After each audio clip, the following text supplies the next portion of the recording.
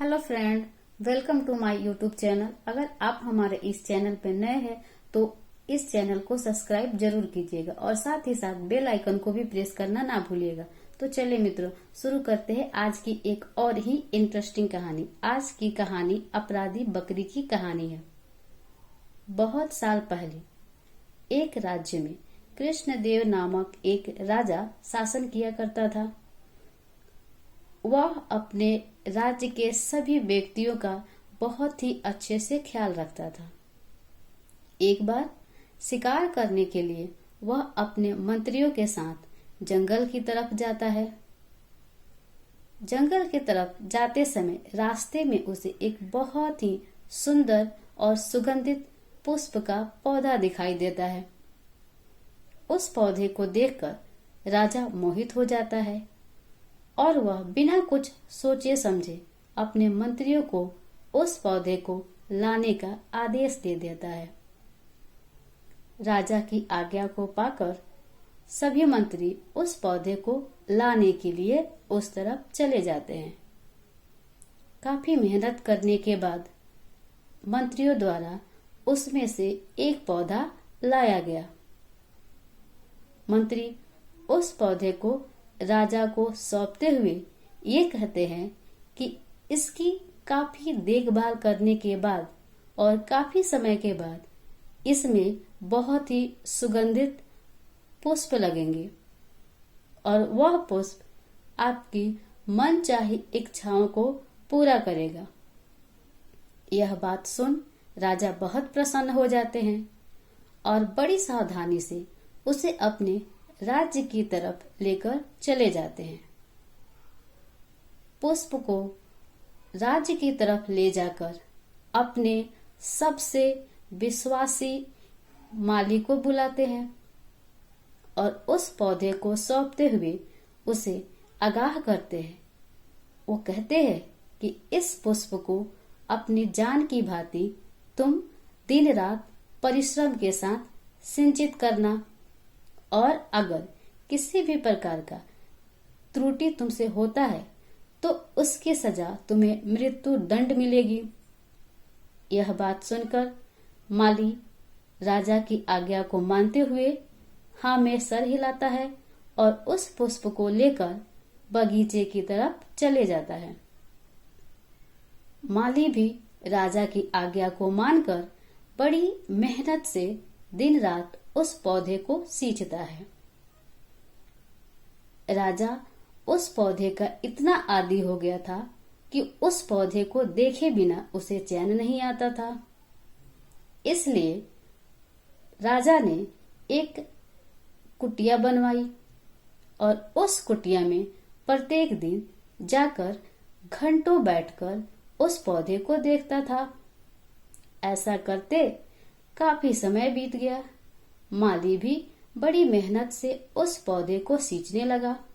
देखते ही देखते वह पौधा बड़ा हो गया।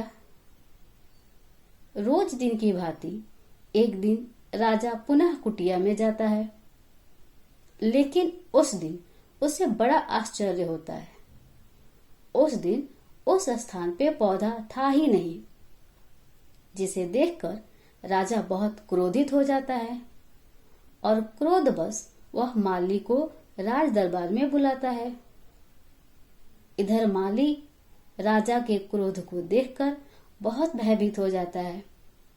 बेचारा माली डरा सहमा धीरे धीरे राज दरबार में जाता है। राजा के सामने सर झुकाकर खड़ा हो जाता है। राजा क्रोधवश उससे पूछता है कि पौधा क्या हुआ।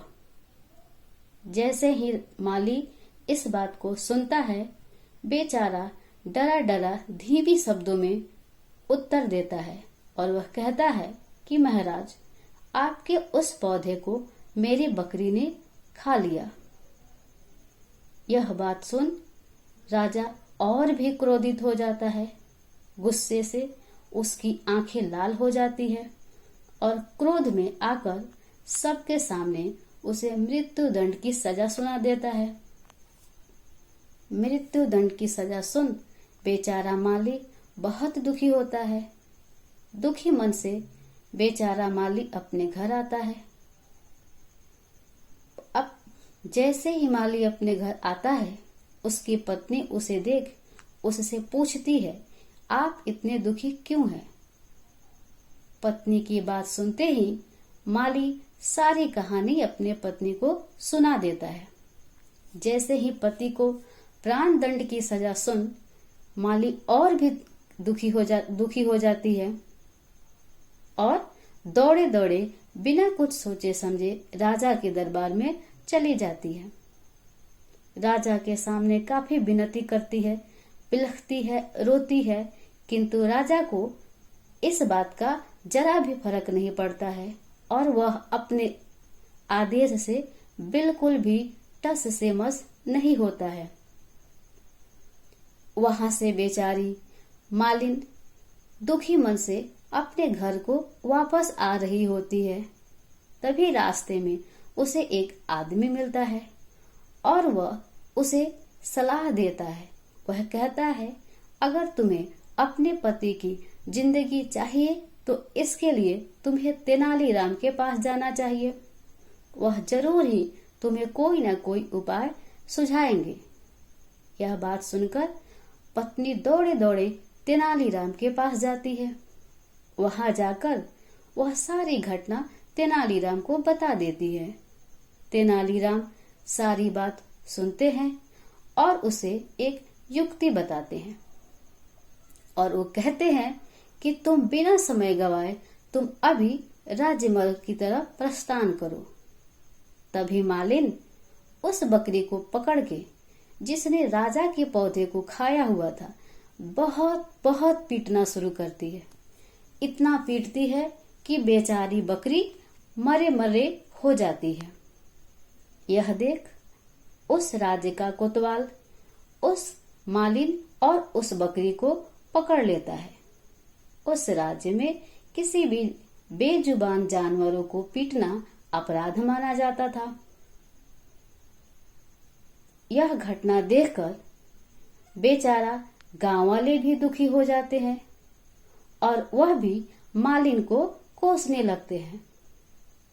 तभी कोतवाल मालिन और बकरी को लेकर राज दरबार में उपस्थित हो जाता है।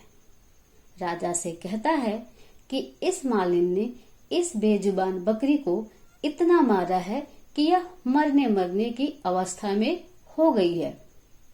राजा यह देख और भी क्रोधित हो जाते हैं और क्रोधवश उस मालिन से पूछते हैं कि तुमने इस बकरी को इतना क्यों पीटा। यह बात सुन मालिन कहती है कि मैं इस बकरी को ना पीटूं तो किसे पीटूं। इस बकरी के वजह से ही मेरे पति को प्राण दंड की सजा सुनाई जा रही है। उसे उस गलती की सजा दी जा रही है जिसे उसने किया ही नहीं। अगर आपके राज्य में कोई अपराध करे तो उसे बिना सजा दिए कैसे छोड़ा जा सकता है। अगर इसने अपराध किया है तो इसकी सजा इसे मिलनी चाहिए।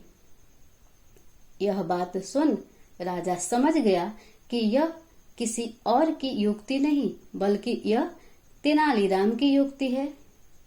तभी भी राजा क्रोध भरे स्वरों में पूछते हैं कि सच बताओ, तुम्हें ये ऐसा करने को किसने कहा। यह बात सुनकर मालिन बड़ी विनम्रता से कहती है कि ये करने को मुझे तेनालीराम ने कहा।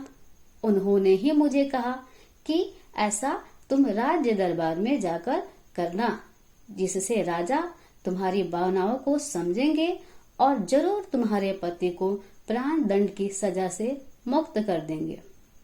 जैसे ही राजा तेनालीराम की बात सुनते हैं वह खुश हो जाते हैं और वह समझ जाते हैं कि हर परिस्थिति में तेनालीराम ने उनका साथ दिया।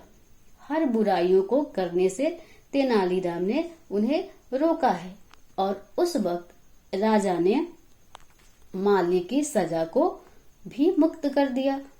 उसे खुशी खुशी वहां से जाने दिया। इस प्रकार माली की सजा भी खत्म हो गई और तेनालीराम की चतुराई भी पूरे गांव में फैल गई। अब राजा तेनालीराम की इस बुद्धिमानी का पुरस्कार भी उन्हें देना चाहते थे।